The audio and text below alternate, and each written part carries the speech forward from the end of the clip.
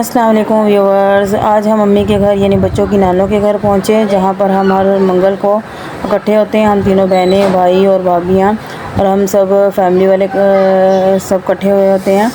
तो क्या बनाया जा रहा है आज देखते हैं। सबसे पहले प्याज को ब्राउन किया गया और उसके अंदर अदरक लहसुन का पेस्ट डाल के उसमें लाल मिर्च, हल्दी और इसी तरह गरम मसाला शामिल किया गया।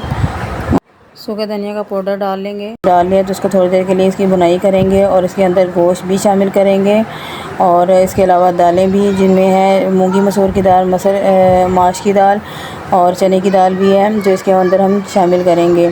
तो उससे पहले हम गोश्त डाल लेंगे इसके अंदर और इसको थोड़ी देर के लिए भुनाई करेंगे ताकि गोश्त जो है वो अच्छी तरह से भुन जाए और उसके बाद फिर हम इसके अंदर दाल शामिल करेंगे।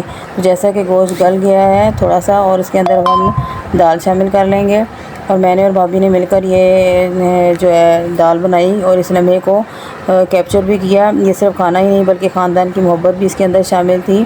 तो ये एक यादगार लम्हा था। और इसके अलावा हमने इसके लिए थोड़ी सी सैलड भी बनाई, जिसके अंदर हम प्याज को थोड़ी देर के लिए नमक लगा के अलहदा से नरम करने के लिए रख दिया और उसके बाद इसमें अचार शामिल किया और इस अचार और इस प्याज को अच्छे से शामिल करके तो ये बड़ी अच्छी सी एक सैलड सी तैयार हो गई। तो इसको दाल के साथ खाने से आपकी दाल का जो मज़ा है वो दोबाला हो जाएगा और खूब मज़ा आएगा आपको खाने में। और इसमें माशाल्लाह से ये वीडियो ही नहीं है, ये खूबसूरत और जज्बाती लम्हा है। जब नाना अब्बू ने दाल को चखा तो बस दिल से निकला वाह वाह। ये सिर्फ दाल नहीं थी बल्कि इनके खालिस मोहब्बत का जायका भी इसके अंदर शामिल था।